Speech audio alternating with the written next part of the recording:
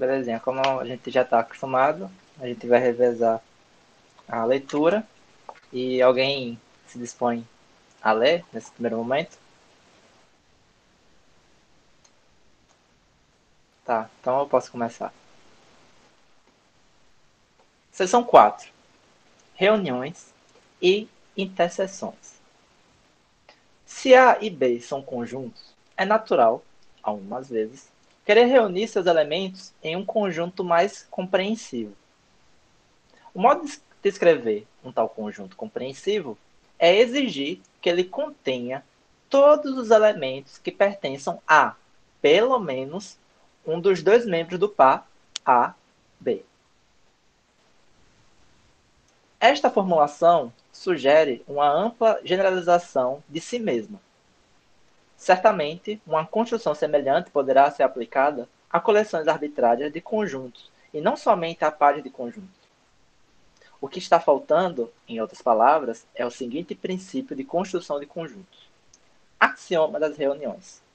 Para toda coleção de conjuntos, existe um conjunto que contém todos os elementos que pertencem a, pelo menos, um dos conjuntos da dada coleção.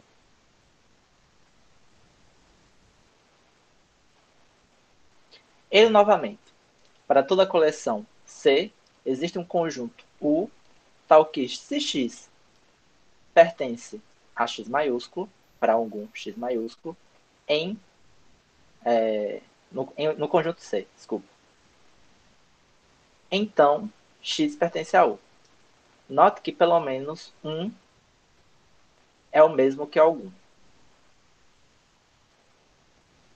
Deu para entender essa parte da redação? Não muito. Se quiser dissertar, eu não vou reclamar. Tá. Não, pra falar a verdade, nem eu entendi muito bem esse negócio aqui. Mas vamos tentar. Axioma das reuniões. Para toda coleção de conjuntos, existe um conjunto que contém todos os elementos que pertencem a pelo menos um conjunto da dada coleção. Ou seja, você tem um conjunto de conjuntos. Deixa eu imaginar uma coisa. Vamos supor que um país é um conjunto de estados. Supondo. E o estado são um conjunto de municípios. Então você tem um conjunto de conjuntos. O país, conjunto de estados, e estados são um conjunto de municípios. Esse axioma afirma que, para toda coleção de conjuntos, você é capaz de dizer um conjunto que contém todos os elementos que pertencem a pelo menos um conjunto da dada coleção. Ou seja, se você tem país, que é uma coleção de estados, e que os estados são coleções de municípios, o axioma da reunião lhe garante que, dado que você tem esse conjunto de conjuntos, você pode construir um outro conjunto em que pelo menos um desses conjuntos, que fazem parte do conjunto países, pertence. Por exemplo, pelo axioma da reunião, se eu tenho o conjunto país Brasil, e eu tenho como pertencentes conjuntos os estados Sergipe, sei lá, Pernambuco. Desculpa minha falta nas aulas de geografia, não consigo lembrar nomes de estados assim tão facilmente. Mas imagine aí nomes de estados arbitrários. Esse axioma garante que você consegue achar um conjunto na qual pertence pelo menos um desses estados. Aí, beleza. Você vai pensar, certo, mas qual a utilidade desse axioma das reuniões? É que você pode construir outros conjuntos arbitrários dado um conjunto grande. Por exemplo, você pode construir o conjunto regiões de um país. Por exemplo, qual é o conjunto Nordeste? É o conjunto na qual está contido Sergipe, Bahia, Pernambuco e etc. Como eu construo esse conjunto? Eu construo esse conjunto a partir do axioma das reuniões. Eu pego o conjunto País Brasil E a partir do axioma da reunião, eu construo o conjunto Nordeste. Porque é pelo menos um, mas pode ser mais do que um. Esse axioma seria o axioma que lhe permitiria criar as regiões do país. Então você tem a região Nordeste, a região Sudoeste, e o que permite construir essas regiões seria esse axioma das reuniões. Certo?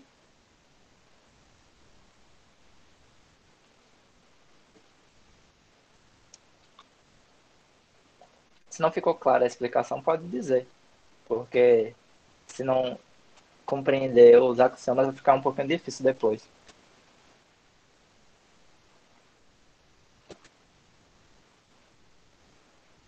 Lembrando que, como a gente está criando uma teoria, a gente precisa introduzir certos axiomas que nos possibilita construir algumas entidades. Nesse caso, esse axioma das reuniões, se a gente fosse fazer uma teoria sobre o país Brasil, ele permitiria você pegar todos esses estados e selecionar algum deles para fazer determinadas regiões do país. Então, por exemplo, você ia construir a região Nordeste a partir do conjunto País Brasil e aplicando o axioma das reuniões ao conjunto País Brasil. Então, vamos reler aqui. Ele novamente. Para toda a coleção C, existe um conjunto U, tal que, se X pertence a X maiúsculo, para algum X maiúsculo em C, então X pertence a U. Note que pelo menos um é o mesmo que algum. Eu não entendi muito bem esse parágrafo, essa parte de baixo. Então, vou tentar ler mais uma vez para você entender. Para toda a coleção C, então, supondo qualquer coleção C, existe um conjunto U, que eu acredito que é o conjunto universo, tal que, se X pertence a um conjunto arbitrário qualquer, para algum conjunto arbitrário qualquer que esteja nessa coleção que você deu, então X pertence a U. Certo? Consegui entender agora. Esse U não é o universo. Esse U é o que ele chama de conjunto união. Então, lendo novamente, seria: para toda coleção C, existe um conjunto união tal que, se X pertence a algum conjunto arbitrário X, que está contido nesse conjunto C, então X pertence à união. Ainda está abstrato. Bora agora com o exemplo que eu dei. Dado a coleção Brasil, existe um conjunto Nordeste tal que, se X pertence a determinados estados, que aí eu posso selecionar, eu quero o estado de Sergipe, Bahia, etc, etc, etc. E esses estados que eu estou listando são estados do país Brasil. Então, X pertence ao Nordeste. Deu para pegar agora com essa explicação assim? Eu sim. Fica mais difícil de ver isso porque ele está falando se X pertence a um conjunto arbitrário para algum X. Só que esse conjunto aqui é um conjunto que você escolhe para construir o conjunto que você deseja. Então, no caso, como eu queria construir o conjunto Nordeste, esse X vai ser os conjuntos que eu desejo que eu desejo compor o Nordeste. Se fosse Centro-Oeste, eu escolheria outros conjuntos para ser esse algum. Esse aqui eu escolho.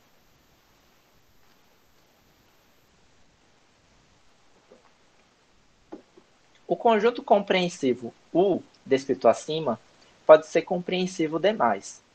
Pode conter elementos que não pertençam a nenhum dos conjuntos X da coleção C. Isso é fácil de remediar. Basta aplicar o axioma da especificação para formar o conjunto.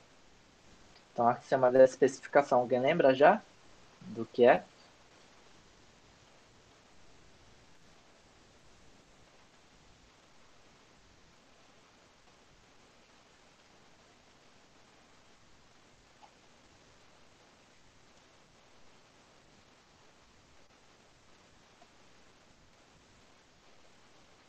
A todo conjunto A e toda condição S de X corresponde a um conjunto B cujos elementos são exatamente aqueles elementos X pertencentes a A para as quais SX vale. Ou seja, dado qualquer conjunto, você pode sempre especificar uma condição que vai corresponder a um conjunto B, que são exatamente aqueles elementos que pertencem àquele conjunto A que satisfazem a condição. No exemplo que a gente deu na reunião passada, a gente tem o conjunto dos mamíferos, que é multifacetado. Mas a gente só quer, dentro desse conjunto dos mamíferos, aqueles indivíduos que satisfazem a condição de colocar ovos. Logo, o conjunto que a gente especifica, pegando o conjunto dos mamíferos e colocando a condição de colocar ovos, vai ser o conjunto dos ornitorrincos. Não sei se tem outro mamífero que põe ovos. Eu estou supondo que ele seja o único. E é isso que o axioma da especificação lhe garante.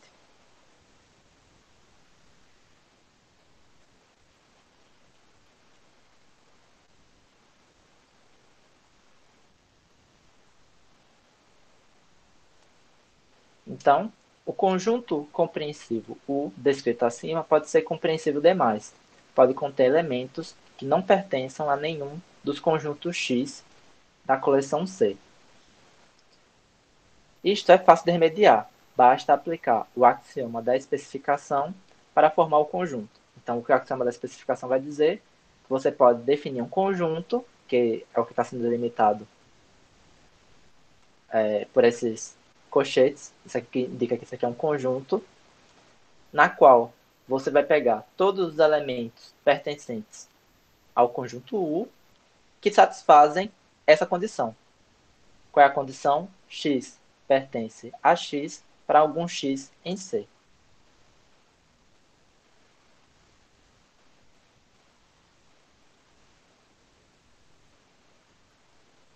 Certo?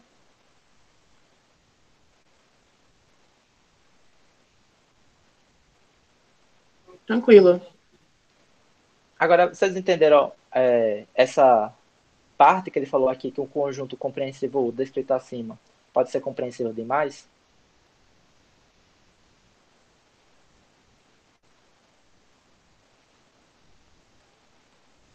Seria, no caso, que o conjunto X vai ter os mesmos elementos que estão no conjunto U, mas não necessariamente todos os conjuntos estão no conjunto U, porque o conjunto U tem mais elementos que o X. O importante é a gente notar quais estão nos dois conjuntos, é isso? Não exatamente. O problema dessa parte de cima, que na minha explicação não deu para ver, porque eu já estava interpretando como se fosse uma definição abaixo, é que você só precisa garantir um conjunto que tenha como elementos os conjuntos X, não, os X pertencentes aos subconjuntos que estão em C. Só que esse conjunto pode ser maior do que esses elementos, entendeu? Por exemplo, no meu exemplo que eu fiz, o Nordeste está delimitado somente pelos estados que já pertencem ao Brasil. Mas, pela essa definição, eu poderia criar qualquer outro conjunto arbitrário que conteça esses estados, mas conteça outras coisas. Por isso que ela é compreensível demais. Você pode construir um conjunto que tenha eles como elementos, mas que ele tenha mais elementos ainda. E esses outros elementos podem ser arbitrários. Por exemplo, o outro elemento desse conjunto poderia ser Mariana, Denise, Papagaio. Porque o que o conjunto te garante é que vai ter um conjunto em que Sergipe, Pernambuco, etc, etc, etc, estão contidos. Mas não que só sejam eles esses conjuntos. Certo. Certo, Por isso certo, que ele é certo. muito compreensível. Aí ele coloca o axioma da especificação para restringir. Então, quando você utiliza o axioma das reuniões, você não consegue um conjunto muito preciso. Aí você usa o axioma da especificação para delimitar certinho. Que no caso vai ser aquele se somente se, né? Então, X pertence ao conjunto União. Nordeste, União, eu estava tentando colocar no exemplo. X pertence ao conjunto União, se somente se X pertence a um conjunto arbitrário que esteja no conjunto C. Colocando nosso exemplo, X pertence ao Nordeste se e somente se, então restringe, tanto que aqui não é se somente se, isso aqui é se então. Aqui com esses dois pontos a gente pode interpretar o se somente se.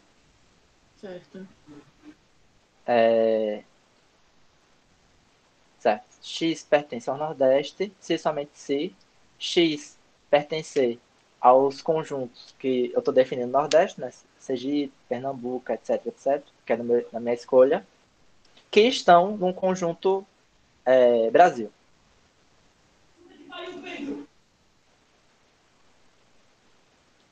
Certo?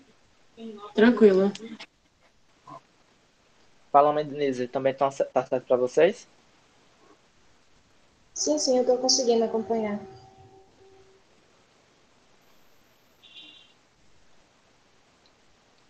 A condição aqui é uma tradução para o uso idiomático da matematicamente mais aceitável para algum x. X pertence a x e x pertence a c.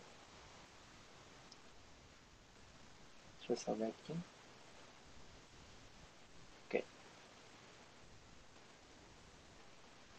Segue que, para todo x, uma condição necessária e suficiente para que x pertença a este conjunto é que x pertence a x para algum x em C.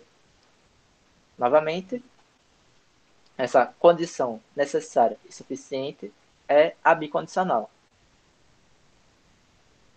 Ele está enfatizando que o axioma da especificação transforma essa condicional aqui, sim, então, em uma bicondicional. Fica bem mais restritivo mesmo.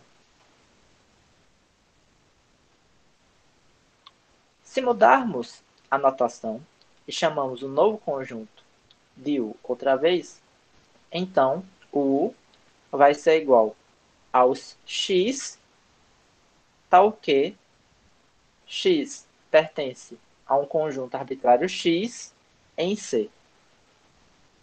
Eu estou lendo dessa forma porque para mim fica mais compreensível do que X pertence a X maior para algum X em C.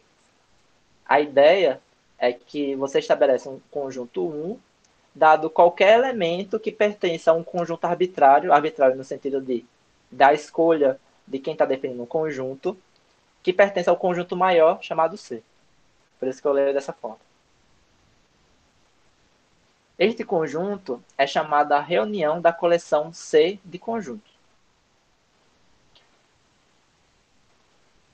Note que o axioma de extensão garante a sua unicidade. Então, vamos voltar um pouco. Por que é chamada de reunião? Porque a gente pode falar que, por exemplo, o Nordeste é uma reunião dos estados do Brasil que satisfaz uma determinada escolha arbitrária que se fizeram. O Centro-Oeste é uma reunião dos estados do Brasil que satisfazem também o outro critério. O Mercosul também é uma reunião de países. Então, por isso que esse conjunto formado está sendo chamado de reunião. Porque a gente tem ideia de reunião quando a gente pega duas coisas fechadas, né? E a gente une as duas. Mas a ideia de reunião que subjaz a esse axioma é a gente ter uma coisa maior em que a gente vai selecionando coisas díspares dessa coisa maior e aglutinando elas. A gente está reunindo elas. O país é uma coisa maior, mas a gente pega certos estados e os reúne. Pega outros certos estados também, reúne eles, e assim por diante. O mundo é um conjunto muito grande de países. A gente junta certos países e faz uma reunião que é chamada Mercosul. Outro chama União Europeia. E assim vai. É reunião nesse sentido. Só que, claro, que ele vai utilizar esse axioma da reunião para definir a reunião clássica que a gente conhece, né? Que é pegar duas coisas e juntar. E o axioma da extensão garante que qualquer conjunto que você faça isso só vai ser um único conjunto. Você não vai poder definir três conjuntos diferentes com a mesma seleção de conjuntos. O símbolo mais simples para a reunião que está em uso não é de todo muito popular nos cálculos matemáticos. Esse símbolo é esse aqui. Ó. Então, você chama uma determinada reunião como reunião generalizada de C. Muitos matemáticos preferem algo como reunião, aí abre notação de conjunto, que isso aqui é um conjunto, dos conjuntos X, tal que X pertence ao conjunto C. Ou união, os conjuntos X pertencentes a C do próprio X. Isso aqui só são anotações de como indicar essa parada aqui de cima. Então, toda vez que você vê essas notações, tenta imaginar essa definição aqui. U é igual a todos os X, tal que X pertencem a algum conjunto arbitrário em C.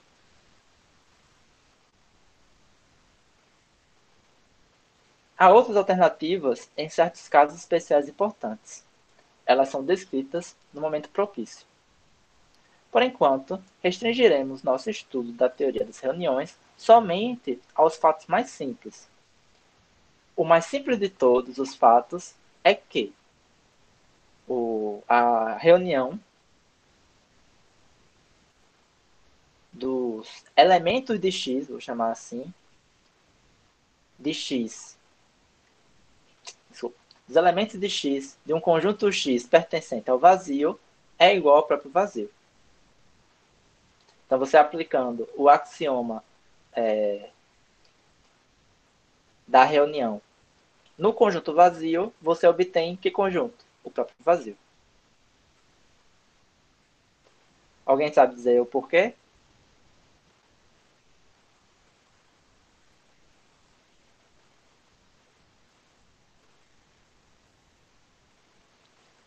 O conjunto vazio é definido como aquele que não tem elementos.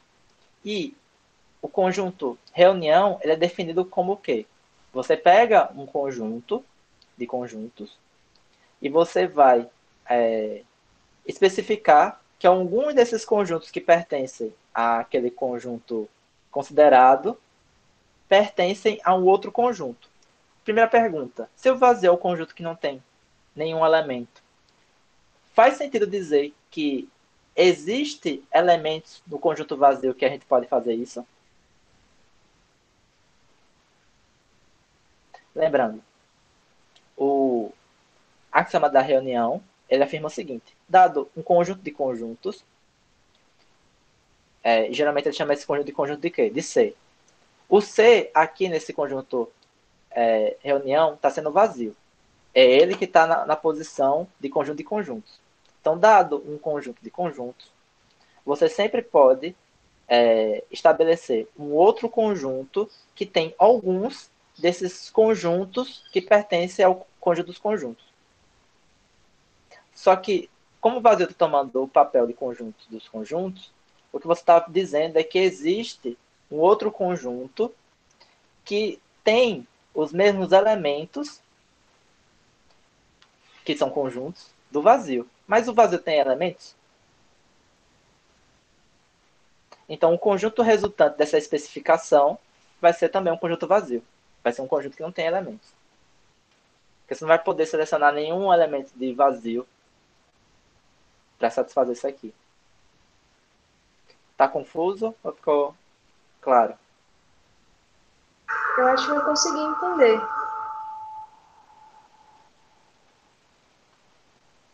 Vamos tentar explicar um exemplo. Vamos pensar um conjunto vazio. Vamos pensar o conjunto de círculos quadrados. Vamos supor que o conjunto de círculos quadrados é vazio. Na minha opinião, ele é vazio. Não há círculos quadrados. Então, eu vou aplicar o axioma da reunião em cima do conjunto de círculos quadrados. Então, o que o axioma da reunião vai me dizer? Olha, dado o conjunto de círculos quadrados, existe um outro conjunto que vai possuir todos os elementos que estão no conjunto dos círculos quadrados. E esse conjunto eu vou chamar de conjunto reunião. Pergunta, existe algum elemento do conjunto dos quadrados? Ou conjunto dos círculos quadrados? Então, essa seleção, essa tentativa de seleção vai dar o quê? Nenhum resultado. Ou seja, você vai obter como resultado um conjunto vazio. Um conjunto que você não vai ter nenhum elemento.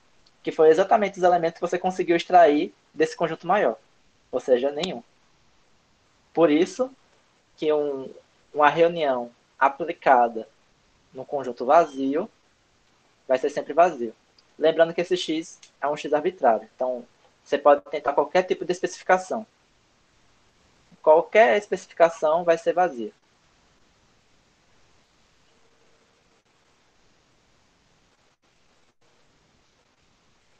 E o fato mais simples é o seguinte, é que união de um conjunto dos x pertencentes a esse conjunto arbitrário, tal que esse conjunto arbitrário pertence a um conjunto unitário que só possui como elemento o A, vai ser igual ao próprio A.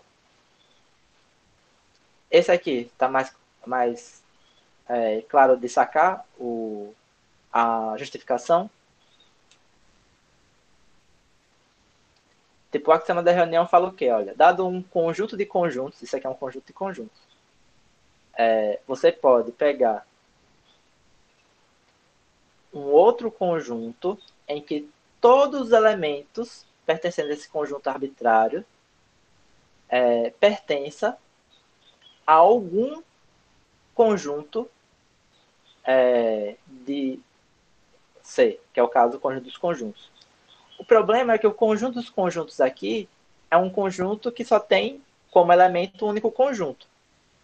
Então, a única escolha que você tem é o próprio A. Então, você vai escolher um conjunto em que vai... Como eu posso dizer? Você vai escolher algum conjunto que está pertencendo a esse A, ou seja, o próprio A, em que todos os X estão pertencentes. Então, que conjunto você tem? O próprio A. Esse ficou um pouquinho mais confuso de entender, né? Ou não? Pra mim, depois da explicação, eu acho que eu consegui pegar os dois. Depois da Deixa eu explicação. ver se eu dou um exemplo desse caso. Me diga um conjunto unitário, que vocês sabem que é um conjunto que só tem um único elemento.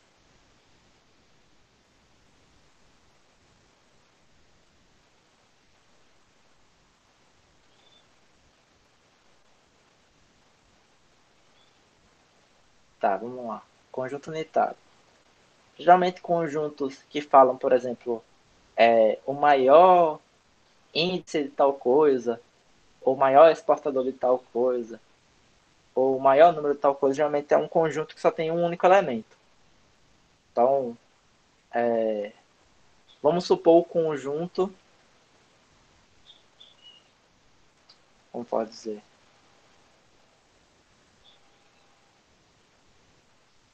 Pior que eu não sei nem o meu conhecimento para recordes está muito fraco, eu não lembro nenhum.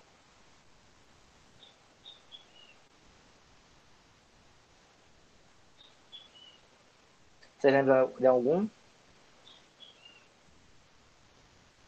Eu também não consigo pensar em nada agora, né? É,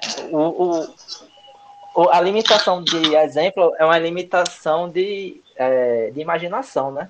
Porque eu realmente não consigo pensar em nenhum conjunto unitário agora.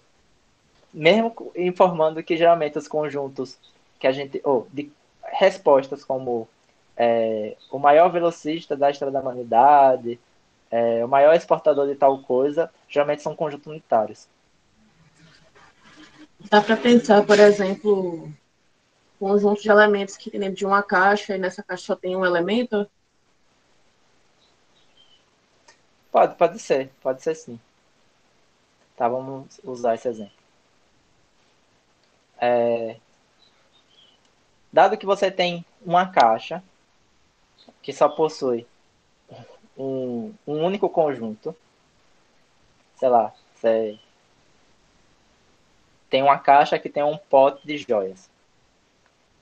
Então, essa caixa tem como único elemento o pote de joias. Então, dado essa caixa, você pode definir um conjunto X, tal que todos os elementos pertencentes a o conjunto interno da caixa também pertence a X. Logo, qual é o conjunto que você tem? Você tem o próprio pote de joias.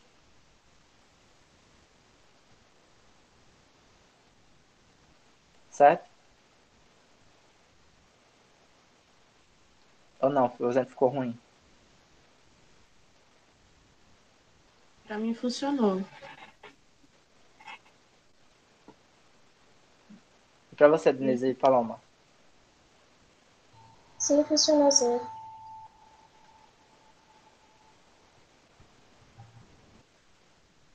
Me pareceu que é o mesmo princípio que age quando vai pensar no conjunto anterior, que o único elemento que vai ter é o conjunto vazio. Não é isso? Só que Isso. no exemplo anterior, você não consegue nenhum elemento, esse é o ponto. Sim, sim. E como você não consegue nenhum elemento, o conjunto que você consegue definir, uma vez que você não encontrou nenhum elemento, é um conjunto vazio, que é o conjunto que não tem elementos. Nesse caso, o que acontece no de baixo é que, como o axioma da reunião fala, você escolhe um conjunto arbitrário em que todos os x em consideração pertencem, você não tem muita escolha, você só tem um único conjunto. Então, o conjunto arbitrário que você vai ter que escolher é o próprio conjunto A. Se tivesse dois conjuntos, não funcionaria, porque você pode escolher tanto A quanto B. Então, você não sabe o resultado dessa escolha, porque, de fato, o x é arbitrário. Mas, nesse caso em específico, o x é arbitrário, mas você não tem escolha. Então, é um arbítrio determinado. Um arbítrio determinístico. Então, nesse caso aqui não há liberdade. É o arbítrio que está fadado a escolher a mesma coisa. Não tem como você escolher outro conjunto que não seja A. Então, obrigatoriamente, todos os x vão pertencer a A. Logo, esse conjunto vai ser A. Que é justamente o conjunto na qual todos os x pertencem a A. Sim, é o que você disse, Mariana. Eu só estou parafraseando de outras formas.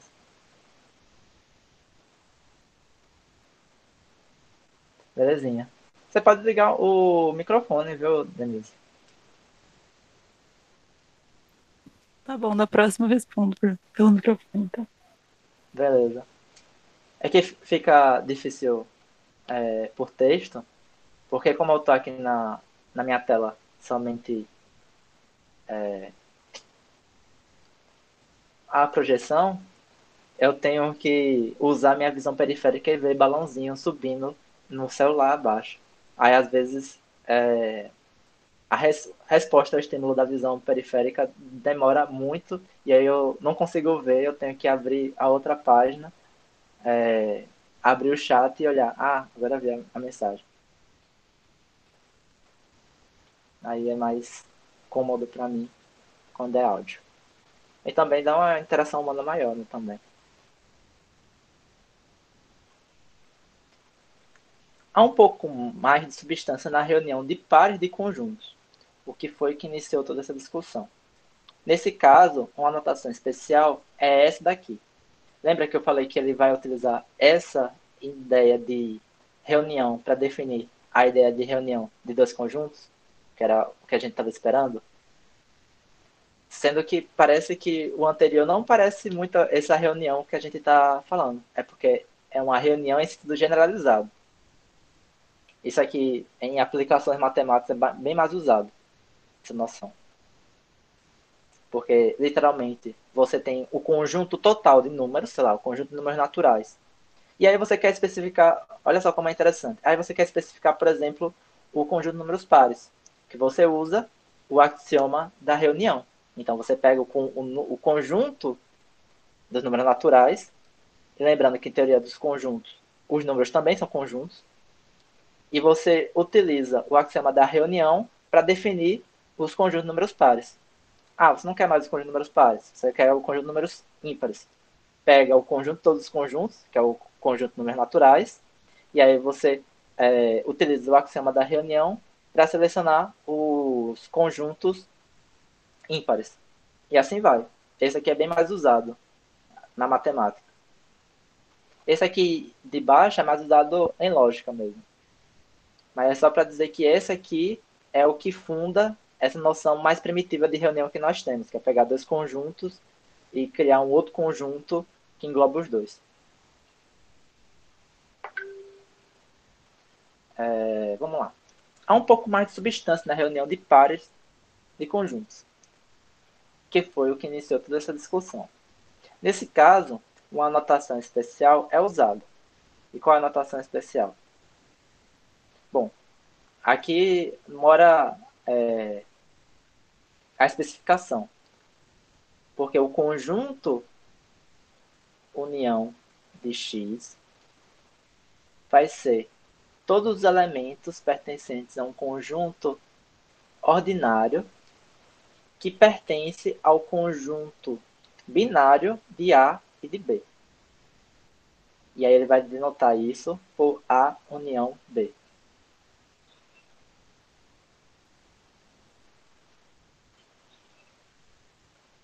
Certo?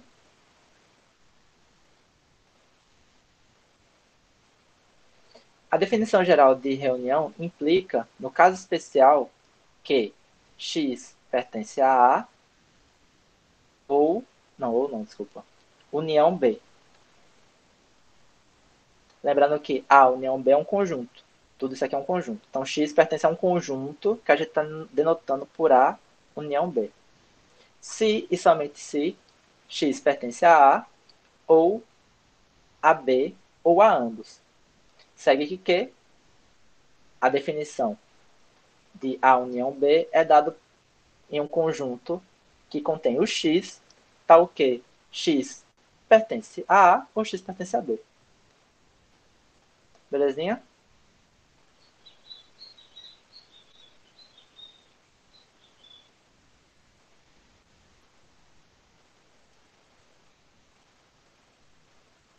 Tranquilo. Eu não fiquei muito satisfeito com essa definição aqui de cima. Essa de cima eu não fiquei muito satisfeito, não. Por quê? Porque o jeito que ele define união, como é o nome que eu dei? Reunião generalizada, é que esse X, esse conjunto X, é um conjunto arbitrário entre esse conjunto de conjuntos. O que eu chamo de conjunto arbitrário? É um conjunto que é elemento desse conjunto grande, só que eu escolhi para compor o meu conjunto. Entendeu? Não. Tá, exemplo. Da minha interpretação, esse X seria A, ou seria B, ou seria A e B. Certo. Entendeu? Só que do jeito que está definido aqui, parece que ainda que o continua X sendo... pertence a A ou a B. Não, Isso? parece que o X é arbitrário. Certo. Mas parece que para você interpretar dessa maneira, você tem que interpretar que X é simultaneamente A e também o X que é B. Sim. Deixa eu colocar em outras palavras. Quando é arbitrário, você pode escolher. Se você escolheu o conjunto A, você escolheu o conjunto B para formar um novo conjunto, certo? Ou você escolheu o conjunto A e B. Por exemplo, no meu exemplo dos municípios, ou dos municípios não, do país. País Brasil, que é o conjunto de conjuntos que está entre esses colchetes. E o conjunto arbitrário X vai ser os conjuntos que eu vou selecionar, que vai ser da minha escolha para definir uma coisa que eu quero. Por exemplo, se eu quiser definir o Nordeste, eu escolho os estados, ou seja, os X que eu estou considerando vai ser os estados, em que eu acredito que são necessários para comprar um Nordeste. Então, vou escolher Sergipe, Pernambuco, e assim vai. Bahia. De fato, esse X é eu que escolho. Em vez, por exemplo, de ser Sergipe, Pernambuco, eu poderia querer definir um outro conjunto em que eu escolhesse só Sergipe, ou só Sergipe, Pernambuco. Entender? Essa arbitrariedade de X, ela não é definida qual você tem que escolher, entendeu? Não, eu não entendi, não. Honestamente, Certo. Vamos lá. desculpa. Bora voltar aqui. Não, tranquilo. Acho que Paloma ia falar alguma coisa. Pode falar, Paloma. Também acho que não consegui pegar, era só. Certo. Não, tranquilo. Eu explico um Você pouquinho está mais. querendo falar, no caso aqui, esse segundo X não é arbitrário, mas ao mesmo tempo é arbitrário, é isso? O que eu estou dizendo é que, pela definição que ele deu, esse X devia ser arbitrário. Mas para definir um conjunto, união, ele não pode ser arbitrário.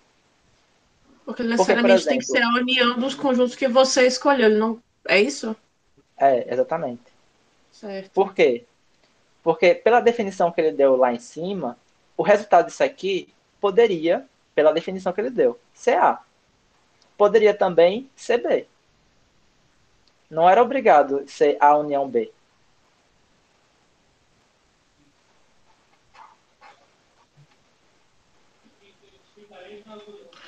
Vamos voltar para a definição? Talvez ajude, que Bora. eu realmente não estou conseguindo enxergar o seu problema.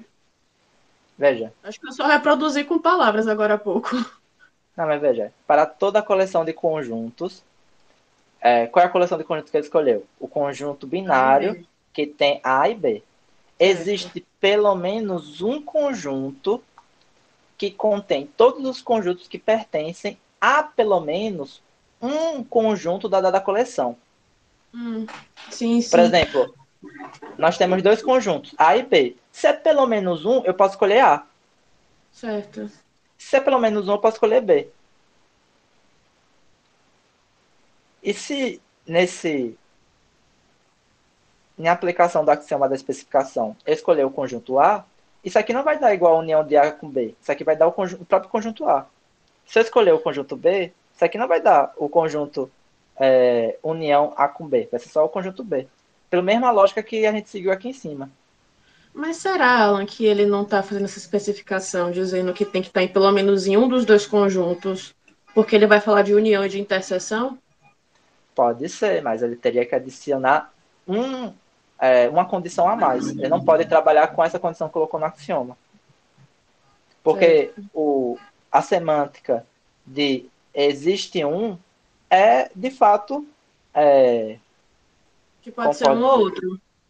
Pode ser um ou outro. Você não Sim. especificou que tem que ser os dois. Falta uma condição extra para isso aqui funcionar. É. Talvez ele devia especificar mais no quando ele define o axioma das reuniões, né? Não, é porque o axioma das reuniões está certo. Porque a ideia é justamente aquela que eu falei para você. Qual é o propósito do axioma das reuniões? É você, dado um conjunto maior, você definir um outro conjunto a partir desse conjunto maior. Aí eu dei o exemplo. A partir do axioma das reuniões, você pode definir dentro do conjunto de números naturais, você pode definir o conjunto de números pares, os conjuntos de números ímpares. Por quê? Porque Certo. o conjunto de números pares, eles de fato são subconjuntos dos conjuntos de números naturais. Então você tem como fazer isso. É o que Sim. chama de reunião generalizada, é aquela noção que eu falei. Você tem o mundo, mas agora você quer reunir os países no Mercosul, você quer reunir os países na União Europeia, Sim, você sim. quer reunir os estados numa região. É reunião nesse sentido, é generalizado. Para isso funcionar, ele precisava especificar esse conjunto de uma outra maneira. Eu acho que dessa maneira que ele especificou aqui, não foi suficiente. Talvez o erro foi quando ele introduziu essa notação. Essa notação, desculpa, essa notação aqui. Essa notação aqui deveria ter subentendido alguma outra condição, que não está na definição do axioma da reunião.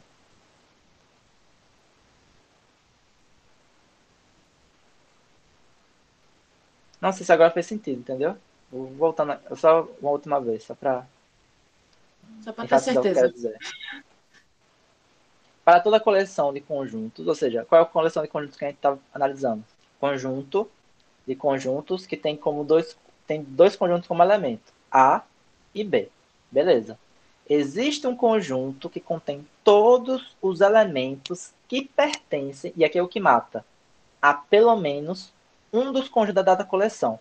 Para isso aqui funcionar, naquele caso, deveria ser que pertencem a todos os conjuntos da coleção. Agora, Alan, ainda naquela página que você reparou uma atuação que você não está de acordo, antes dele falar do resultado do seu conjunto vazio ou conjunto A, ele fala que são casos especiais a partir de agora. Sim, mas são casos especiais que você deduz pela definição. Qual é o Você caso? acha que essas duas definições não dá para aplicar nesse conjunto união? Qual definição? É essa e essa? É. Não, infelizmente não.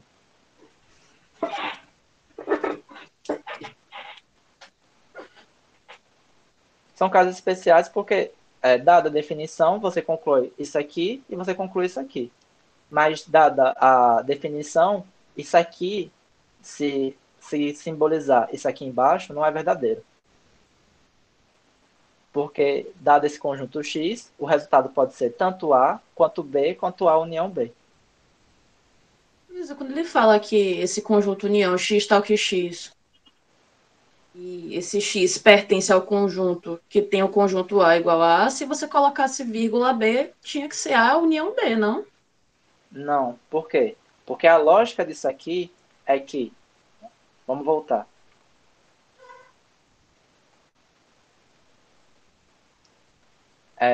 Existe um conjunto que contém todos os elementos que pertencem a pelo menos um conjunto da dada coleção. O problema lá do A é que o único conjunto dessa dada coleção é A.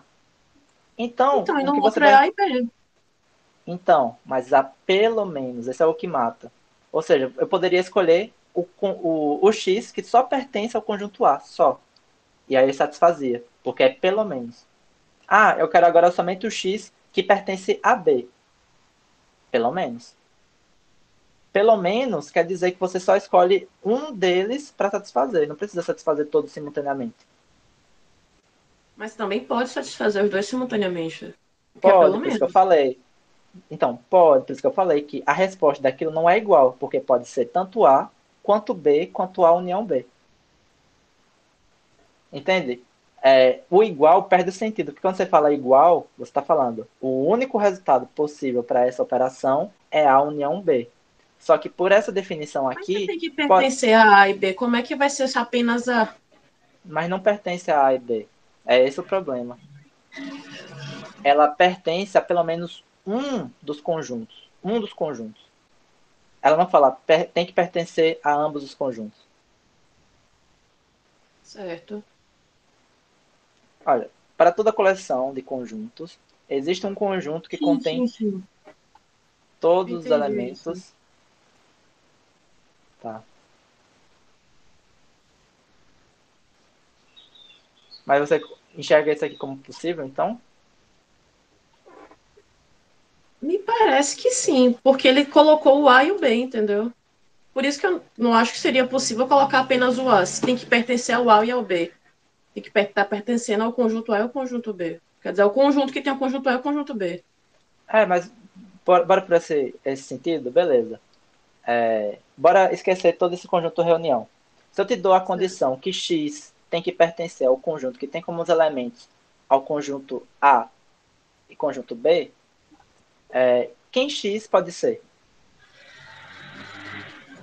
Não entendi. Desconsidere essa parte aqui. Desconsidere essa parte aqui que eu estou circulando. Tá vendo? Eu estou circulando Certo, uma parte. certo. Bora pegar Certo. somente essa condição. Imagine um conjunto X que pertence ao conjunto de conjuntos A e B. Quem esse Mas conjunto X pode ser? acho que eu entendi. Pode ser um conjunto de A ou um conjunto de B. Exato. É É isso? esse o problema. Porque X Porque é você colocou elemento o de um X na conjunto. frente. X é um conjunto.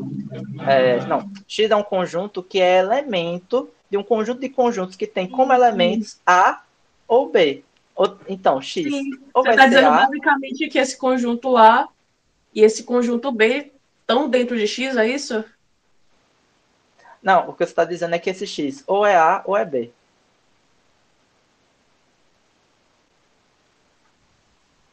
Certo. Ou seja, a resposta disso aqui pode ser A, pode ser B. E também pode, dado aí, por isso que vem a segunda parte, que isso aqui vem nessa parte aqui, que é o axioma da reunião. Pode ser A, reunião B também. Mas, dado essa Entendi. condição aqui, o X pode ser A e o X pode ser B. Precisa de uma especificação a mais aqui, que está faltando. Isso aqui não determina esse conjunto. Esse é o ponto. Entendi, entendi. Agora, que condição é essa que falta? Não sei. De repente, ele subentendeu aqui em cima, quando ele introduziu essa notação. Então, é o que eu tô achando. Pode ser. Mas se Parece essa que o notação... registro muda quando ele entra com essas notações. Pode ser.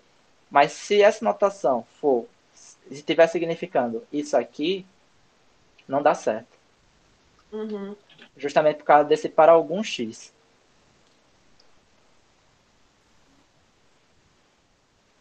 Daria certo se ele especificasse um segundo conjunto aqui, tipo Y, e colocasse para algum X e para algum Y. E aí colocasse X pertence a X ou X pertence a Ou a Y. Y. Sim, Que sim. é justamente aquilo que ele vai cair aqui embaixo. E E o essa ou notação de suja. baixo faz sentido, né? Sim. Ele tá definindo o conjunto união. É, realmente.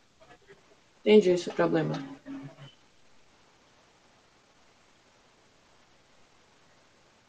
E Denise e Paloma também entenderam o problema ou acham que eu tô vendo chifre em cabeça de cavalo? Não, eu consegui entender. Consegui. Você acha, Denise? Ah, não, eu acho que eu acho que eu entendi, mas eu não sei, eu preciso. Bom, acho que sim. Também estou Acho que eu vou por aqui. absorvendo. Certo. O que eu tenho para falar é isso mesmo. Para mim, essa coisa só seria verdade se a gente colocasse um X e um Y. E aí a gente colocasse o ou no meio disso aqui. Então seria X ou Y, tá ok. X pertence a isso aqui, ou Y pertence a isso aqui. Aí eu acho que daria certo. Que é de onde ele vai extrair esse ou aqui de baixo.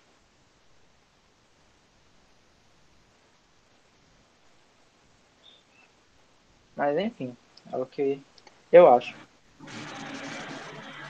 Mas minha argumentação derradeira é essa, tipo, eliminando essa parte aqui de notação, se a gente tem Não faz um sentido, né? conjunto, se a gente tem um conjunto, ou se a gente tem um elemento que pertence a um conjunto que tem dois elementos, esse elemento ou é o primeiro elemento ou é o segundo, colocando em termos mais básicos possíveis.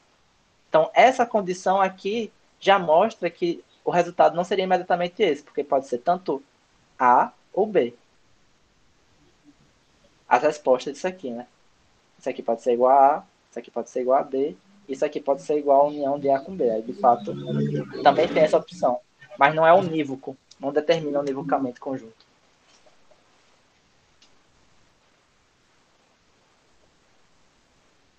Acho que só Isso faz aqui, sentido se a gente pegar como um caso especial que vai passar por cima do que tá falando antes. para mim só faz sentido se você colocar uma outra especificação aqui dentro. O problema é esse. Uhum. Com essa especificação aqui não funciona. Se você pegar no computador, colocar e programar e pedir para ele gerar um conjunto, ele não vai te dar isso como resposta. Isso aqui embaixo já funciona. Uhum. Bora pensar em dois exemplos aqui, ó. A união B. Vamos pensar em um conjunto de, sei lá, alunos da UFES e um conjunto de alunos da UFSCar. O conjunto união vai ser o conjunto tal que todos os elementos, que é o que está denotando no X, ou vai pertencer à UFES ou vai pertencer à UFSCar. Então você tem um conjunto reunião, alunos da UFES, alunos da UFSCar. Bora aplicar aqui em cima. Você tem um conjunto de conjuntos, que é o conjunto de alunos da UFES e o conjunto de alunos da UFSCar. E aí você diz que você faz um conjunto reunião dos elementos que pertencem a um conjunto arbitrário X, tal que X, esse conjunto, pertence ao conjunto de conjuntos alunos da UFES e alunos da UFSCar. E segundo o que ele diz, o que isso dá é o conjunto reunião dos alunos da UFES e do aluno da UFSCar. O que eu acho que é a resposta desse conjunto? Pode ser? Pode. Mas também pode ser, e por isso que é ambíguo, que pode ser somente os alunos da UFES. Por quê? Porque o conjunto X é um conjunto que pertence, não um subconjunto. Se ele pertence, ele tem que ser um desses elementos, ou o primeiro ou o segundo. Sendo o primeiro, ele é o aluno da UFES, e sendo o segundo, ele é o aluno da UFSCar. Um aluno de ambas as instituições também, né? Ou um aluno de ambas as instituições. Pode ser. Pode ser sim. Mas De é fato, o porque segundo é mais compreensível. o que isso especifica não são os indivíduos, especifica um outro conjunto. Esse é o E problema. como é que você provaria essa união, então? Então, eu acho que para provar essa união, a gente não pode somente apelar para um conjunto só, a gente tem que apelar para dois. A gente pode colocar até essa notação, mas em vez de colocar somente um x pertencente a A, a gente falaria que é x pertencente a esse conjunto e também y pertencente a esse conjunto. Mas eu Uhum. não acho que... Não, mas eu vou ver depois como é que faz. Eu acho que não funcionaria, não. Falta algum tipo de especificação. Por que o Y, ela? Porque o que eu quero é que exista um conjunto diferente de X para ser o conjunto B, para que esse conjunto X e esse conjunto... Para que o conjunto X e esse outro conjunto que eu estou considerando, juntos, seja todos os elementos que tem dentro de A e dentro de B. Uhum.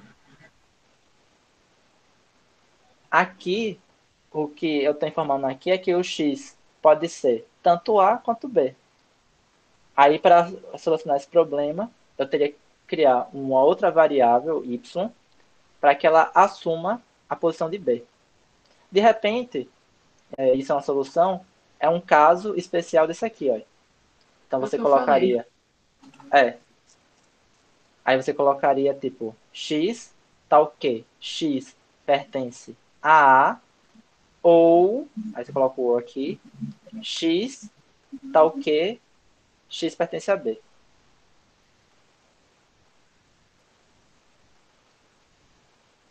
E aí colocaria talvez, não sei. Tenho que estudar um pouco para ter uma resposta para isso. Mas eu acho que isso aqui não é suficiente, não.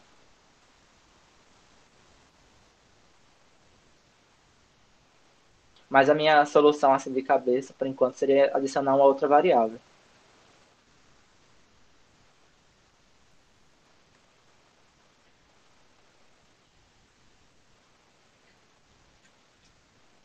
Certinho?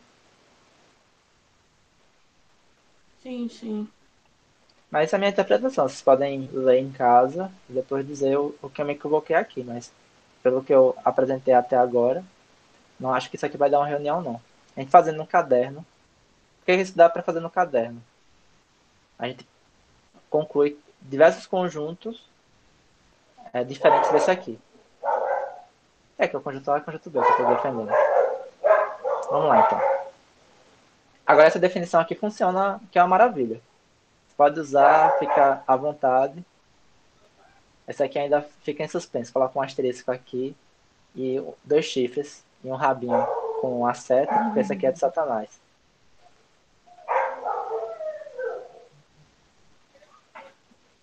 Aqui são facilmente provados alguns fatos sobre a reunião de pares.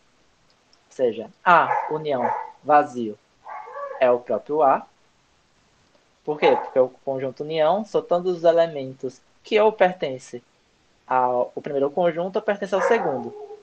Como no segundo elemento não pertence a nenhum elemento, então o conjunto que você vai ter vai ser idêntico ao primeiro conjunto. O conjunto união B é igual ao conjunto... Não. O conjunto união de A com B é igual ao conjunto união de B com A, que chama comutatividade. De maneira breve, o que se deve a essa comutatividade? Se deve a uma propriedade lógica, porque uma vez que você utilizou disjunção para definir esse conjunto, na disjunção vale a comutatividade. Então, afirmar essa condição seria a mesma coisa de afirmar a condição em que x pertence a A e x pertence a B estão trocados. Então, para provar aquela propriedade, você utilizaria a propriedade lógica da comutatividade de disjunção. Você provaria.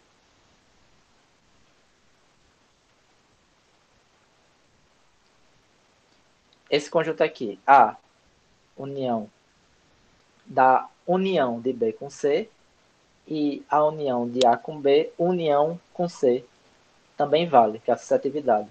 Mesmo tipo de prova da comutatividade. Você prova explicitando as condições e mostrando que a disjunção tem a propriedade chamada associatividade. Logo, isso aqui é verdade. A união com o próprio conjunto A é igual ao conjunto A, idempotência. Ou seja, se você tem um conjunto que ele é definido para o X que pertence a A, ou para o X que pertence a A, isso é a mesma coisa de dizer que esse conjunto consiste no X pertencente a A, pura e simplesmente. Novamente, isso aqui é também demonstrável por lógica, a partir de um tipo de tabela verdade que se convencionou chamar tautologia, mas que não é uma tautologia. É o nome da propriedade, se chama tautologia.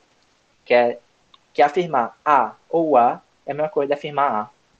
E que afirmar A e A é a mesma coisa de afirmar só A. Essas duas propriedades são chamadas propriedades tautologia. Agora, Alan, nesse conjunto de associatividade e o conjunto de comutatividade, o resultado, os elementos que estão nos conjuntos, vai ser basicamente os mesmos, não é? Exato. A única diferença é que na associatividade é que eu tenho que colocar parênteses, mas se eu não colocasse, o resultado do que está dentro desses conjuntos, da união desses conjuntos, seria a mesma coisa.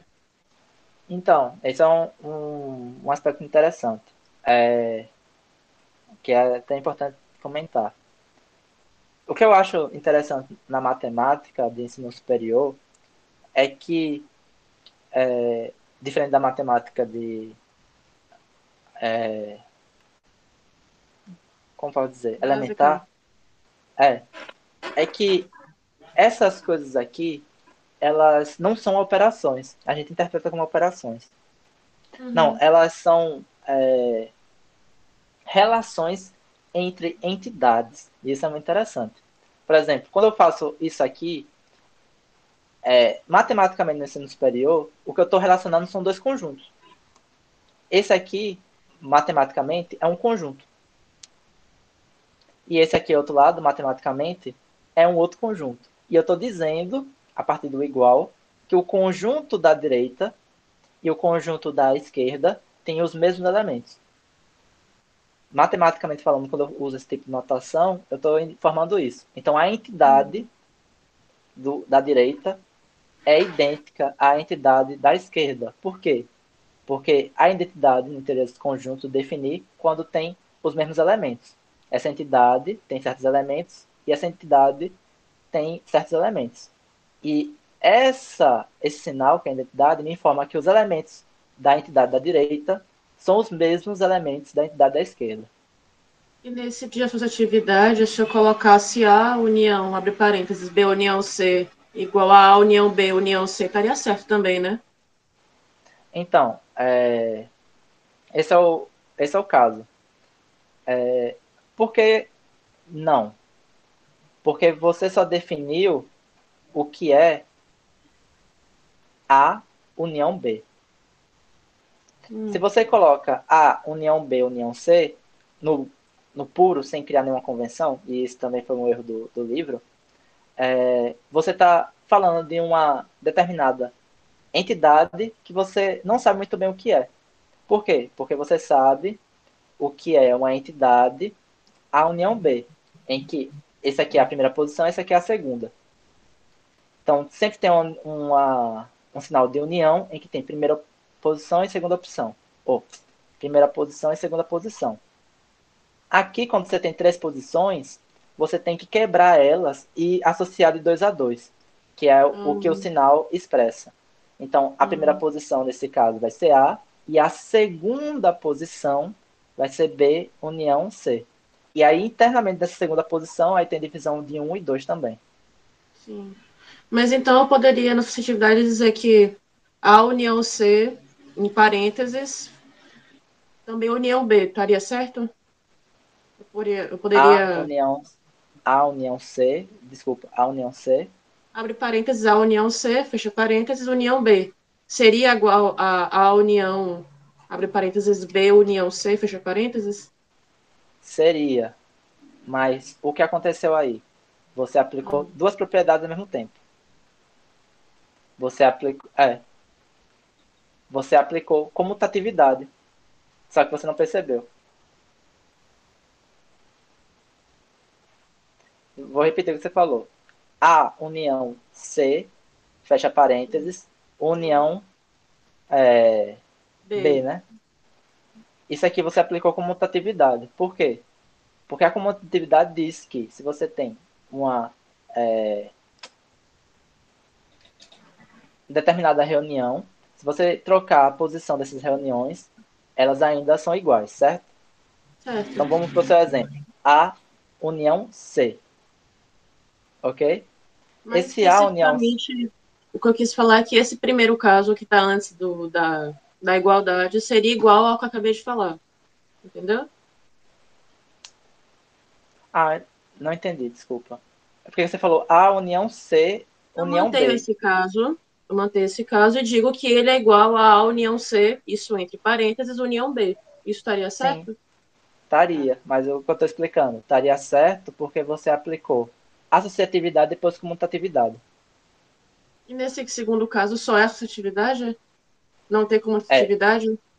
não, esse caso só é associatividade. Por que só é associatividade? Porque nenhum dos elementos se trocou de posição. O que você Ah, tá. fez foi Sim, eu troquei a associar posição. a Sim, comutatividade, o que ela dita é a troca de posição.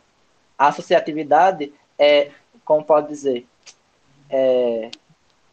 a circulação dos elementos. sim, sim. Você, Qual a no importância primeiro. desse detalhe? Oi? Para que serve esse detalhe? Em demonstração, quando você vai fazer demonstrações em matemática, o que você acaba aplicando são essas propriedades. Por exemplo, você tem um conjunto totalmente estranho. Aí Uhum. o que você faz? Você vai ajeitando esse conjunto estranho a partir dessas propriedades que estão definindo aqui para obter um conjunto que você reconhece e que você pode provar o que você quer provar. Basicamente só para facilitar, manter essa ordem. Não, isso aqui é o fundamento da demonstrabilidade da matemática, na verdade. A matemática é uma ciência demonstrativa porque ela define esse tipo de propriedade e aí você pode verificar todos os conjuntos posteriores a partir de uma relação de combinação de aplicação dessas regras em conjuntos anteriores. E aí, se você pegar o castelo matemático e pegar o último enunciado e você voltar passo por passo a partir dessas propriedades, o que você chega nos princípios básicos, que são os Entendi. axiomas. A matemática ela é construída assim, ela estabelece axiomas, propriedades gerais verdadeiras, e a partir dos axiomas e propriedades gerais verdadeiras que você concluiu a partir das definições, você vai montando os teoremas. Por exemplo, Sim. você poderia dizer, de uma certa maneira, que isso aqui é um teorema baseado no axioma da especificação do axioma da extensão. Então, Certo. a união B, ele não seria, na teoria dos conjuntos apresentada nesse livro, uma postulação. Não, ele é provado. Ele é provado a partir do axioma da extensão, do axioma da reunião. Certo. Mas Ok. foi uma ótima pergunta. Isso aqui é o que define a demonstrabilidade matemática. É por causa dessas relações aqui que a gente pode afirmar que em matemática tudo, ou pelo menos tudo que nos é interessante, é passível de demonstração. Tá bom, não, isso que eu falei na verdade. Que na matemática, muitas das coisas que você obtém é por meio de demonstração. E o que é demonstração? É pegar os princípios, os axiomas e aplicar as propriedades verdadeiras desses sinais. Isso são consideradas propriedades dos sinais. Certo? Certinho. Massa. Chique. Pois é. Então, toda vez que você precisar demonstrar, tem que ver a palavra lá, demonstração. Primeira coisa que você vai ter que lembrar, quais são os axiomas? E a segunda coisa, quais são as propriedades? Aí, depois disso, é criatividade. Você vai ter que olhar para o que você quer demonstrar e tentar perceber quais foram as propriedades e os axiomas utilizados para chegar naquele resultado. Aí, realmente, faz funcionar o processo de imaginação. Tem algumas táticas mecânicas para você desenvolver provas, mas a gente vai ver isso em lógica.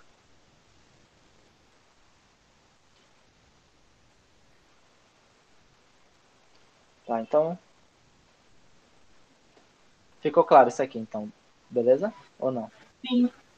Pra mim, sim. E Pra se mim há... também. Ah, que massa. Eu acho bacana essa parte aqui da matemática, essa parte de demonstração. Qual é o fundamento da demonstração matemática? Porque parece que demonstração é um conjunto de palavras mágicas assim que só algumas pessoas sabem o significado, que basicamente é só fazer conta. Mas basicamente o que está na raiz da demonstração é mostrar que aquele monstro que você está enfrentando, ele é um composto dos seus princípios básicos e de propriedades tautológicas ou irrevogavelmente verdadeiras, dado o que você postulou, né? Evidentemente, se essas propriedades não poderiam ser verdade se a gente tivesse um outro sistema axiomático. Aí, de fato, essas propriedades são verdadeiras dentro desse sistema. Ou até mesmo tautológicas. E o último é A. A está contido em C, se e somente se A união B for igual ao próprio B. Essa aqui é uma propriedade mais interessante e um pouquinho menos óbvia.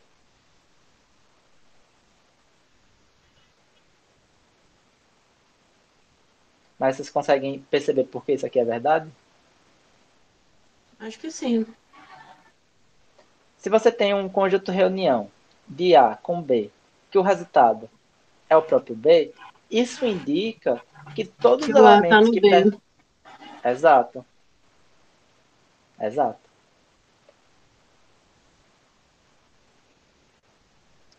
Todo estudante de matemática deveria provar essas coisas ele mesmo pelo menos uma vez na vida. Eu já dei a dica. Esses dois aqui vai ser por causa da propriedade de junção. Esse aqui vai ser pela definição de reunião e definição do conjunto vazio. Esse aqui vai ser pela definição de reunião mesmo, você já prova isso imediatamente. E esse aqui você vai aplicar a definição de estar contido, que é a definição de subconjunto, e a definição de reunião. E aí você verifica que essas identidades são o caso. E o que é provar que uma identidade é um caso? Em teoria dos conjuntos, são dois métodos. Ou você mostra que todos os elementos do conjunto à direita do sinal de igualdade são os mesmos conjuntos do sinal à esquerda da igualdade, ou você mostra que o sinal que você atribuiu ao conjunto da direita é o mesmo sinal que você vai obter do sinal à esquerda. Por exemplo, no sinal da direita tem um conjunto chamado A. Então, para eu provar essa identidade aqui, eu tenho que pegar esse lado esquerdo, manipular ele através das propriedades que eu conheço, dos axiomas que eu conheço, para chegar em quê? Em A puro e simples. Aí eu provo que A é igual a A. Então, isso é verdade. Certo? Uhum.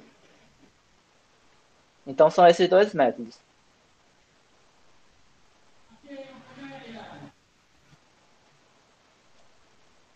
As provas são baseadas nas propriedades elementares correspondentes ao operador lógico ou.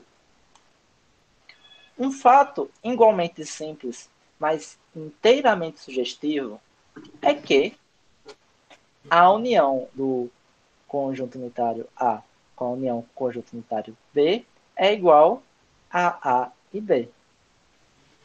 É o conjunto que tem esses dois elementos.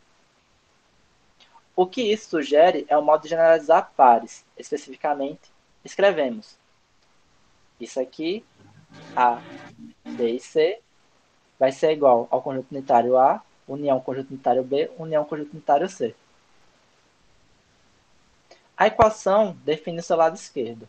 O lado direito deveria, por direito, ter pelo menos um par de parênteses. Mas, em vista da lei associativa, sua omissão não levará a nenhum mal entendido. Só para constar, lembra daquilo que eu falei? Que, dada a definição, eu tenho que colocar os parênteses? Sim. Então, você pode omitir os parênteses a partir de alguns critérios informais, mas dentro de sistemas mais rigorosos, você tem regras de eliminação dos parênteses. No caso, os parênteses estão sendo eliminados aqui porque, pela lei de associatividade, não faz diferença. Então, ele omite. Mas eu ratifico anteriormente. É igual, pronto, toda vez que você pensar nisso, você pode até pensar na aritmética. Você pode até ter 3 números, mas você sempre vai somar de 2 em 2. Ou você soma os 2 primeiros com o terceiro, ou você soma os 2 últimos com o primeiro. Mas a soma sempre é de 2 em 2. A multiplicação também é sempre de 2 em 2. A divisão, as operações básicas sempre são de 2 em 2. E esses parênteses, eles delimitam realmente quem é esses 2 primeiro que vai ser privilegiado. Se vai ser os 2 últimos, então é o lado esquerdo dessa notação.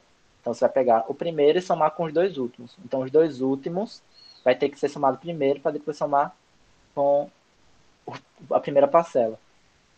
Se você quiser fazer o oposto, pegar os 2 primeiros e somar com o último, então você coloca os parênteses dos 2 primeiros. Mas como, dado essa regra, que é a terceira, não faz diferença, então você pode omitir sem prejuízo da verdade. Lembrando que essa omissão, ela sempre é feita quando, ao retirar, você não prejudica a verdade da afirmação. Matemática é importante a preservação da verdade. Ou seja, os enunciados que você tinha como verdadeiros continuarem sendo verdadeiros, apesar das modificações sintáticas que você fez nele.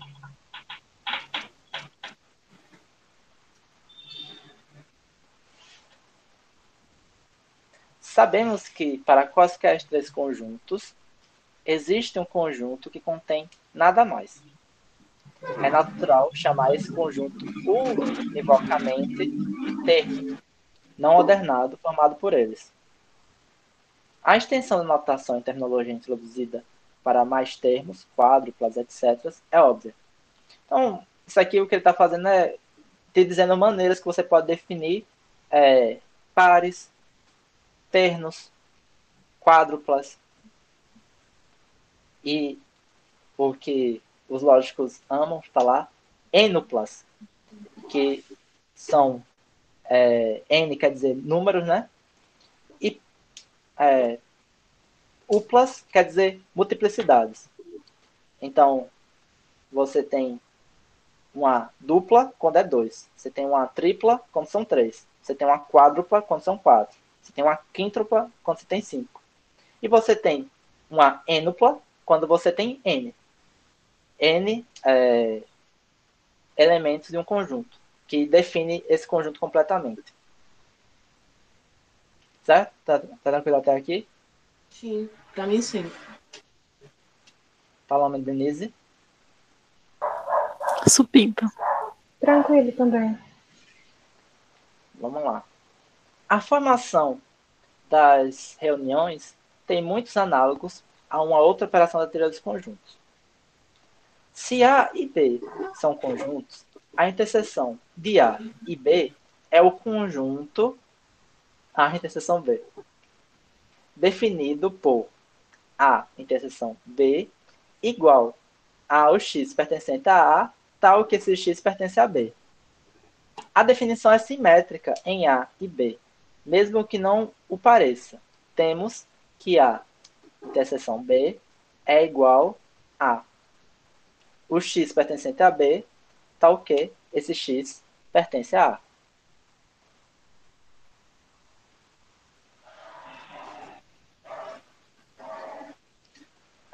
Só uma questão. Vocês sabem o que quer dizer simétrica?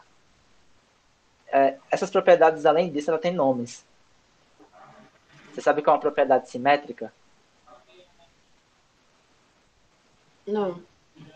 É uma propriedade em que você atribui a determinadas relações em que é verdadeiro o primeiro está em relação com o segundo e também é verdadeiro o segundo está na mesma relação que o primeiro.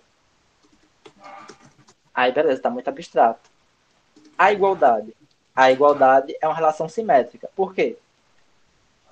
Sei lá, 1 ser igual a 16 elevado a zero é a mesma coisa, ou é verdadeiro simultaneamente, a afirmar que 16 elevado a zero é igual a 1. Tranquilo. Certo? Aí, beleza. Aí você pergunta, quais são as relações que não são simétricas? Relação de ser pai não é uma relação simétrica. Por quê? Alan é pai de Augusto, não é simultaneamente verdadeiro a Augusto é pai de Alan. Então, pai de não é relação simétrica. Sim. O que é simétrico aqui? O que é simétrico na definição aqui desse conjunto é pegar o conjunto A e pegar o conjunto B como condição, ou pegar o conjunto B e pegar o conjunto A como condição. Lembrando que depois de 2 pontos, o que você tem é uma condição S de X.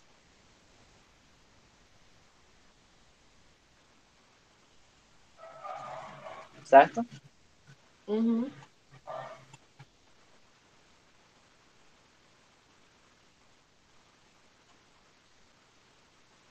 E de fato, como x pertence a A interseção B, se somente se x pertence a ambos A e B, segue que A interseção B é igual ao x que simultaneamente pertence a A e pertence a B, que é que x pertence a A e x pertence a B. Os fatos básicos sobre interseções, bem como suas provas, são análogos aos fatos básicos sobre reuniões. Análogos, porém não idênticos. Sim. Vejamos o primeiro exemplo. A interseção vazia é igual a vazio. Vamos ver lá em cima como era a união vazio. Era igual a A. Era igual a A. A união vazia é igual a A. Porque no segundo caso só o vazio tá nos dois. O A não tá no vazio. Exato. Legal. Ou seja, não existem elementos que pertençam simultaneamente a A e ao vazio. Por quê? Porque vazio não tem elementos. Logo, um conjunto que tentar ser definido assim, ele vai ser vazio. Não vai conter nenhum elemento, que é o que isso está informando.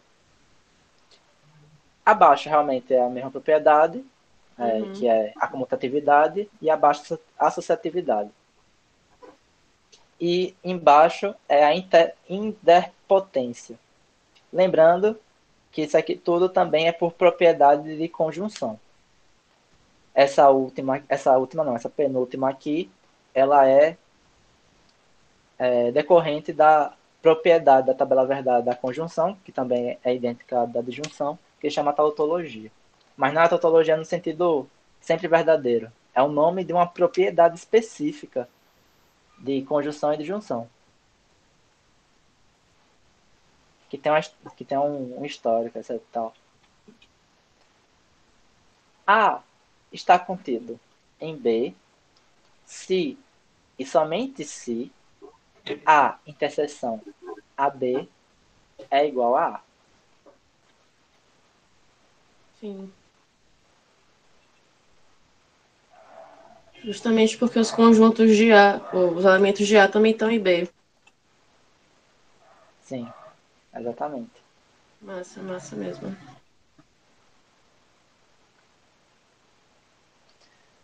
Pares de conjuntos com a interseção vazia ocorre com frequência, suficiente para justificar o uso da palavra especial. Se A interseção B igual a vazio, os conjuntos A e B são disjuntos. Ou seja, toda vez que ocorrer que uma interseção não formar nenhum conjunto, você chama os conjuntos de disjuntos. Os conjuntos que você tentou fazer interseção. Eles são disjuntos entre si. A mesma palavra é algumas vezes aplicada a uma coleção de conjuntos para indicar que quaisquer dois conjuntos distintos da coleção são disjuntos. Alternativamente, podemos dizer, em tal situação, coleção de conjuntos disjuntos 2 a 2. Deixa eu só reler que eu não entendi muito bem essa parte não. A mesma palavra é algumas vezes aplicada a uma coleção de conjuntos para indicar que quaisquer dois conjuntos distintos da coleção são disjuntos. Alternativamente, podemos dizer, em tal situação, coleção de conjuntos disjuntos 2 a 2. Tá, entendi agora. Você entendeu isso aqui? Não. Você dentro de um conjunto, você pode afirmar que os elementos desses conjuntos, lembrando que a teoria dos conjuntos ela é construída de conjuntos, por isso que faz sentido falar de tantos conjuntos de conjuntos. Você pode pegar dois desses conjuntos e falar que a interseção de dois desses conjuntos que pertencem a um conjunto maior de conjuntos, ela é vazia. E quando isso acontece, para todos os elementos desse conjunto, você diz que a coleção de conjuntos é disjuntos 2 a 2. Certo, certo. Ok. Acho que foi. Deixa eu só ver aqui quanto falta.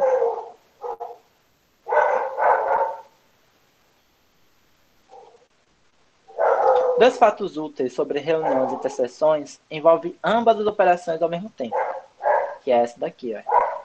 A interseção B união C é igual a A interseção B união A interseção C. Isso aqui se prova a partir da propriedade da distributividade da conjunção em relação à disjunção e da disjunção em relação à conjunção embaixo. A regra de distributividade ela tem exatamente essa noção que esse essa interseção aqui, ela vai ser distribuída para B e para C. É por isso que o nome é distributividade.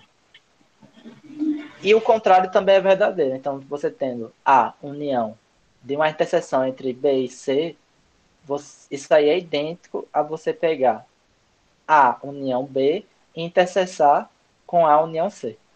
Também provado pela propriedade de distributividade, nossa, difícil, entre a disjunção em relação à conjunção. Essas identidades são chamadas leis distributivas. Como a amostra de uma prova da teoria dos conjuntos, provemos a segunda delas. Se x pertence ao lado esquerdo, então x pertence ou x pertence a A ou a B e C. Se x está em A, então x está em A união B e em A união C. Se x está em B e C, então, de novo, x está em A união B e A união C. Segue-se que, em qualquer caso, x pertence ao lado direito. Isso prova que o lado direito inclui o esquerdo. Para provar a inclusão inversa, basta observar que, se x pertence a A união B e A união C, então x pertence a A ou a B e C. Ah, sim, importante frisar. Como você está provando a identidade, a definição da identidade ela é dada por um se somente se. Então, geralmente, você tem que provar, se você estiver fazendo prova condicional, como ele está fazendo, a ida e o que ele chama de volta. Que é pegar isso aqui como condição e mostrar que, dado isso como condição, você obtém isso aqui como consequência, e depois você pega isso aqui como condição e mostrar que, dado isso como condição, você tem isso aqui como consequência. Tem que provar os dois para provar a identidade. Se a sua prova for por condicionais. A formação da interseção de dois conjuntos A e B, ou, como podemos também dizer, a formação da interseção do par A, B, de conjuntos, é um caso especial de uma operação muito mais geral. Este é um outro aspecto que a teoria das interseções imita a das reuniões. A existência da operação geral de interseção depende do fato de que para cada coleção não vazia de conjuntos, existe um conjunto que contém exatamente aqueles elementos que pertencem a todos os conjuntos da dada coleção. Em outras palavras, para cada coleção C, outra que não é o conjunto vazio, existe um conjunto V, tal que, se X pertence a V, se e somente se X pertence a X, para todo X no conjunto C. Percebeu a distinção do axioma da reunião para o axioma da interseção? Sim, sim. Ele substituiu o algum por todo. Então, o axioma da especificação vai te obrigar a achar como pode dizer, um X, tal que X pertence a todos os conjuntos desse conjunto grande que você está considerando. Por isso que é interseção generalizada. Não é mais de dois. Agora você está falando de multiplicidade de conjuntos. Esse pode ser dado em um conjunto que tem como subconjuntos, não, como conjuntos que pertencem a ele, sei lá, 4, 5, 6, 7. E aí você define um conjunto em que esses elementos têm que pertencer a todos os conjuntos simultaneamente, que fazem parte desse conjunto maior. Para provar essa acessão, seja A um conjunto particular qualquer em C. Este passo é justificado pelo fato de C se diferente de vazio. E escrevamos. O conjunto V é igual ao x pertencente a A, lembrando, esse A é um A que exclui o vazio, eu já disse aqui, é uma condição de ser A. Se x pertence aos conjuntos indicados por essa letra, para todo x pertencente à coleção maior considerada. A condição significa, para todo x, se x pertence à coleção maior, então x pertence a esse x que você está falando aqui. Perceba que eu deixei de usar a palavra arbitrário aqui. Porque a palavra arbitrário só se aplicaria se aqui fosse algum. Infelizmente não é o caso. De fato, esse x aqui ele vai percorrer todos os elementos que estão contidos no C, porque é para todo. Então vamos supor que esse conjunto C seja composto de A, B, C, D. X, que eu estou investigando aqui menorzinho, ele tem que simultaneamente pertencer a A, a B, a C e a D. Porque esse X está fazendo o papel de qualquer elemento de C. Então, A, B, C e D são elementos de C e X está indicando todos eles. Então, o arbítrio, a liberdade acabou. Não tem mais. Infelizmente, isso aqui é mais restritivo. O conjunto V é chamado interseção da coleção C de conjuntos. O axioma da extensão garante sua unicidade. A notação costumeira é semelhante àquela para as reuniões. Em lugar da não objetável, mas impopular, isso aqui, o conjunto V é usualmente denotado por isso aqui. Então, é a interseção generalizada dos elementos pertencentes a esse conjunto X para todo X pertencente a C. Ou essa notação mais simples. Exercício. Uma condição necessária e suficiente para que A, interseção B, união C, igual a A, interseção união de B com C, é que C esteja contida em A. Observar que a condição nada tem a ver com o conjunto B. Então, esse aqui fica de exercício para casa, beleza? Belezinha. Não se preocupe. Na próxima reunião, a primeira coisa que a gente vai tentar fazer é demonstrar esse exercício. Mas não faço hoje porque falta 6 minutos para 6. Não acho que eu conseguiria fazer essa prova em 6 minutos, de uma maneira... Até dá para fazer em 6 minutos, mas não com um mouse. E também é muita informação, né? A gente já lê muita coisa, no caso. Real. Tipo, Mariana chutou que a gente iria encerrar esse livro hoje. A gente só leu uma sessão hoje e olha que ainda não ficou de muita conversa na mole, não. É que o conteúdo se multiplicou bastante. Verdade, Agora, verdade. eu achei essa sessão 4 mais tranquila que a 3. E Sério? a 2. Achei. Eu não achei tranquilo por causa desse negócio aqui. Não vou Sim, mentir. sim. Eu não Mas participei assim, da no última, geral... mas... Desculpa, Paloma. Não, pode terminar. Não, é só que no geral eu achei mais tranquilo porque eu fiquei lembrando as coisas do ensino médio. Aí veio com mais facilidade. Só isso. Então, eu não participei da última reunião, mas eu assisti. E eu achei as outras mais... Pra mim, foi mais de boa do que essa, pra falar a verdade. Ah, eu não vou Não mentir, sei. não. Mesmo lembrando do ensino médio, quando eu li esse livro pela primeira vez, eu falei, cara, que porra é essa? Não, eu li esse livro aqui no meu primeiro ano de graduação. Lá quando eu fazia outra graduação ainda.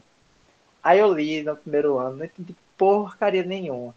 Aí depois eu mudei para filosofia, fiz um grupo com Nelson, que na época também fazia graduação. Lemos juntos uma parte dele. Também outro martírio, eu não consegui entender nada. Aí depois peguei sozinho para ler, consegui entender essas partes iniciais, mas depois chegou uma parte que meu cérebro não estava acompanhando mais. Mas eu li até o final. E essa Eu aqui é acho a. que quando me ocorreu, devia ser algum assunto para prova. E eu era aquela pessoa que no ensino médio eu não fazia nada. Então, já tô precisando de nota, aí botei aquele esforcinho, aí lembrei. Mas eu Tu achei mais fazia o que tranquilo essa parte antes? do União. Fala. Eu fazia engenharia da computação. Ah, saquei.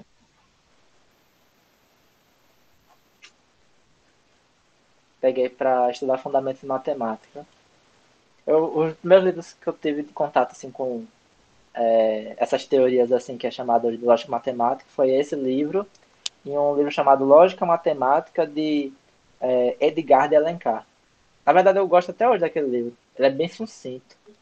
Só que ele tem uma pegada meio algébrica da lógica mesmo. Não tem essa pegada de linguagens formais, não. Para ele, as proposições são tipo variáveis mesmo, tal como a gente utiliza em álgebra. E aí ele vai fazendo essas coisas assim, derivando essas propriedades e fazendo teorema. E tem uma hora que é até engraçado, que ele faz uma espécie de. Caramba, eu esqueci o nome da área da matemática que estuda com incógnitas. Enfim. Ele faz uma espécie de equações de, de fórmulas proposicionais, que é para você descobrir o valor verdade de algumas proposições atômicas. Isso é muito engraçado, nunca vi isso em nenhum outro livro. Tal como se você estivesse descobrindo o valor de x mesmo, dado uma expressão numérica. Entendi. Pois Nunca mais é, vi isso. eu acho que eu vou precisar sair agora, galera. Vocês vão parar nessa Belezinha. sessão, né? Sim, Sim. acho que sim. Pronto. Valeu, gente. Obrigado pelas explicações. E tchauzinho. Beijinho a todo mundo. Se cuida, Belezinha, Paulo. obrigado. Eu vou encerrar a gravação aqui também. Até mais. Beleza. Tchau. Até. Ah, Valeu.